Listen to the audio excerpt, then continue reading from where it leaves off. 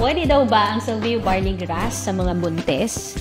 So dahil ang Silvio Barley Grass ay 100% natural, tapos punong-puno ng vitamins and minerals, I will recommend na mas maganda ngang inumin ito ng mga buntis. Yun. So last year, nabuntis po ako dito sa aking bunso. First time ko pong gawin na lahat ng mga nireseta sa akin hindi ko ininom.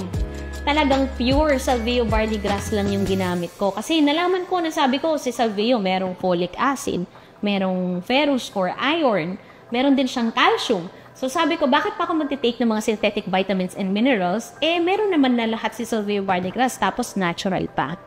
And ito rin yung ginamit ko during my CS recovery. And still, ginagamit pa rin para lumakas yung milk. Kasi po, nagpapa-breastfeed po ako. Kapag buntis ka kasi, syempre, yung mga iniinom mong mga synthetic, pwede kasing maka-affect kay baby. So, di ba nakakatakot pag buntis? Kaya talaga, mas maganda talaga na 100% na natural talaga yung piliin nating pagkain at inumin para sure ka na healthy talaga si baby.